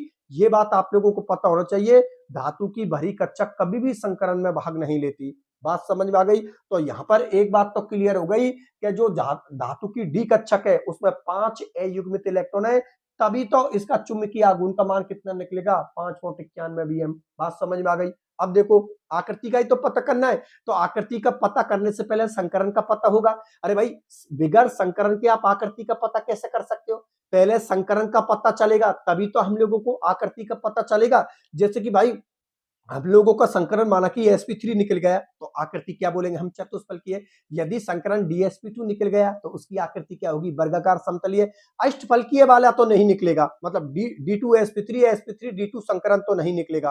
क्यों, क्योंकि तो आप लोगों को पता लिगेंड कितनी है, 4 है। तो 4 लिगेंड तो या तो संकरण sp3 होगा या संकरण आप लोगों का dsp2 होगा, बस वही चेक करना है। तो देखो यहां पर इस संकुल के लिए चुंबकीय आघूर्ण का मान दे दिया आप लोगों के लिए 5.91 बीएम। मतलब इसके पास में अयुग्मित इलेक्ट्रॉन कितने, 5। कितने अयुग्मित इलेक्ट्रॉन, 5 है, 5 अयुग्मित इलेक्ट्रॉन है, तभी तो इसका जो चुंबकीय आघूर्ण का मान कितना निकल रहा है, 5.91 बीएम। तो देखो यहां पर मैं लिख देता हूं, ये हो गई 3d, ये हो गई आप लोगों की 4s और ये हो गई आप लोगों की 4p, क्योंकि ये संकरण में भाग लेगी। सबसे पहले मैंने डी की लिख दी, ठीक है ना, डी की 5 लिख दी, एस की 1 लिख दी और पी की बच्चों मैंने कितनी लिख दी, 3 लिख दी, ठीक है ना। अरे सही है ना, डी की कितनी कक्षक होती है, 5, एस की कितनी कक्षक होती है, 1 और पी की कितनी कक्षक होती है, 3, ठीक है ना। सामने वाले ने चुंबकीय आघूर्ण का मान 5.9 बीएम दे रखा है, इसका मतलब 5 अयुग्मित इलेक्ट्रॉन है और ये 5 अयुग्मित इलेक्ट्रॉन किसमें आएंगे, 3d के अंदर आएंगे, 1 2 3 4 5। तो एक बात तो क्लियर हो गई कि 3D संकरण में भाग नहीं लेगी क्योंकि सभी कक्षकों के पास में इलेक्ट्रॉन है और संकरण की कंडीशन क्या बोलती है कि खाली कक्षक भाग लेगी, भरी कक्षक संकरण में भाग नहीं लेगी। तो इसका तो खेल खत्म, ये तो संकरण में भाग लेगी नहीं। अब लिगेंड हम लोगों के कितने हैं? 4। तो कॉमन सी बात है, संकरण में भी 4 कक्षक भाग लेंगी। अरे भाई, मेटल से जितने लिगेंड जुड़े होते हैं वही उतनी ही तो कक्षक संकरण में भाग लेती है। मेटल का जितना समन्वय संख्या होती है, मतलब मेटल से जितने लिगेंड जुड़े होते हैं उतनी ही खाली कक्षक संकरण में भाग लेती हैं। तो इस मेटल से 4 लिगेंड जुड़े हुए हैं तो 4 आप लोगों की कक्षक भाग लेंगी। एक तो एस लेगी, 3 पी लेंगी और संकरण निकलेगा बच्चों यहां पर आप लोगों का sp3। और अब हम लोगों को पता लग गया कि यदि संकरण इस संकुल का sp3 निकल रहा है तो फिर इस संकुल की आकृति बच्चों चतुष्फलकीय होगी। बात समझ में आ गई? इसका पता हमने किससे किया था? इस चुंबकीय आघूर्ण के मान से पता किया था। क्यों? क्योंकि सामने वाले ने चुंबकीय आघूर्ण का मान 5.91 बीएम दे रखा, तो हम लोगों के पहले क्लियर हो गई कि 5.91 बीएम तभी हो सकता है जब उस संकुल के पास में 5 अयुग्मित इलेक्ट्रॉन होंगे। हमने जैसे ही देखा कि भाई संकरण में एक तो 3D भाग लेगी, एक 4s लेगी, एक 4p भाग लेगी, ठीक है ना? क्योंकि आप लोगों को पता है mn है, तो mn का इलेक्ट्रॉन कॉन्फ़िगरेशन कैसे लिखते हो? ar18, ar18 यहाँ पर क्या लिखोगे आप लोग? 3d5, 4s2 और 4p0, ठीक है ना? 4s2 4p0। डी के अंदर 5 लिख दिए, एस के अंदर क्योंकि ऑक्सीडेशन स्टेट 2 है तो 2 बाहर निकाल दी तो खाली हो गई और एक आप लोगों की 4p भी भाग ले रही है। तो ये तो संकरण में भाग लेगी नहीं क्योंकि इसके पास में तो अयुग्मित इलेक्ट्रॉन है, मतलब भरी कक्षक है, भरी कक्षक संकरण में भाग लेती नहीं। तो ये आप लोगों की संकरण में भाग लेंगी। मेटल से जितने लिगेंड जुड़े होते हैं उतनी ही खाली कक्षक भाग लेती, तो 4 खाली कक्षक भाग लेंगी। इसका संकरण sp3 होगा और जिनका संकरण sp3 होता है उनकी आकृति क्या होती है? चतुष्फलकीय है। मतलब MnBr4 का MnBr4 और संकुल पर माइनस के 2 चार्ज वाले जो कॉम्प्लेक्स है उसकी आकृति क्या होती है बच्चों? चतुष्फलकीय है। ये बात आप लोगों को पता होना चाहिए और आंसर में मैंने यही बात लिख रखी है। तो एग्जाम में यदि ये क्वेश्चन आप लोगों से पूछा जाए इस तरीका से आप लोगों से क्वेश्चन पूछ ले तो उसका जवाब किस तरीका से देना है वो मैंने यहां पर लिख दिया। अब मैं पढ़ के बता देता हूं क्योंकि समझा तो आप लोगों के लिए दिया। अब देखिए बच्चों, देखो क्या बोल रहा है। इस संकुल आयन में Mn+2, क्योंकि इसकी ऑक्सीडेशन स्टेट कितनी है? +2। आप निकाल के देख लेना, ऑक्सीडेशन स्टेट निकालना बताइए मैंने आप लोगों के लिए। इस संकुल आयन में Mn+2 की समन्वय संख्या कितनी है बच्चों? 4 है। Mn+2 की समन्वय संख्या 4 है क्योंकि मेटल से 4 लिगेंड जुड़े हुए हैं। अतः इस संकुल की ज्यामिति या तो क्या होगी? चतुष्फलकीय। चतुष्फलकीय तब होगी जब संकरण कौन सा होगा? sp3। या फिर इसकी आकृति क्या होगी? वर्गाकार समतलीय। वर्गाकार समतलीय आकृति कब होती है? जब उनका संकरण कौन सा होता है? dsp2, ठीक है ना? वर्गाकार समतलीय होगी। लेकिन इस संकुल का चुंबकीय आघूर्ण का मान कितना है? 5.91 बीएम है। अतः डी कक्षकों में 5 अयुग्मित इलेक्ट्रॉन है। डी कक्षकों में 5 अयुग्मित इलेक्ट्रॉनों की उपस्थिति होने के कारण इसका संकरण क्या होगा? sp3 होगा। और sp3 संकरण, क्योंकि डी कक्षकों में संकरण में, क्योंकि हम लोग जानते हैं कि जो डी कक्षक है, भरी कक्षक है, वो संकरण में भाग नहीं ले रही है। अतः इसकी ज्यामिति क्या होगी? चतुष्फलकीय होगी। बात मेरी आप लोग समझ में आ गई ना? अब इसको एक बार फिर से पूरी तरीका से पढ़ के बता देता हूं। ये क्वेश्चन आप लोगों से एग्जाम में पूछा जाएगा और आपको जवाब इस तरीका से देना है। इस संकुल आयन में Mn+2 की समन्वय संख्या 4 है। अतः इस संकुल की ज्यामिति चतुष्फलकीय है। sp3 संकरण या वर्गाकार समतलीय, कोष्टक में dsp2 संकरण होगी। लेकिन इस संकुल का चुंबकीय आघूर्ण का मान 5.9 बीएम है। अतः डी कक्षकों में 5 अयुग्मित इलेक्ट्रॉनों की उपस्थिति के कारण इसमें sp3 संकरण होगा, क्योंकि डी कक्षक संकरण में भाग नहीं ले रही है। डी कक्षक संकरण में भाग क्यों नहीं ले रहे हैं? क्योंकि डी कक्षक आप लोगों की भरी हुई है और भरी कक्षक संकरण में भाग नहीं लेती। अतः इसकी ज्यामिति क्या होगी? चतुष्फलकीय। मतलब इस संकुल की ज्यामिति क्या होगी? आप लोगों की चतुष्फलकीय। बात समझ में आ गई बच्चों? इस तरीका से अगर ये क्वेश्चन एग्जाम में पूछा जाए आप लोगों से तो इस तरीका से आप लोग उसका आंसर दे देना। ठीक है बच्चों, तो ये आप लोगों का एग्जाम्पल ये भी क्लियर होता। अब देखो किताब के जितने भी एग्जाम्पल है, ये जो मेन थोड़े जो समझने वाले एग्जाम्पल है, देखो सीधे सीधे एग्जाम्पल है, उनकी तो मैंने बात नहीं करी क्योंकि उनको तो कोई भी बच्चा सॉल्व कर देगा, उनमें कोई दिक्कत ही नहीं। सीधे सीधे से ऑक्सीडेशन स्टेट निकालिए, सीधी सीधी सी ऑक्सीडेशन स्टेट है, कोई भी बच्चा निकाल सकता है।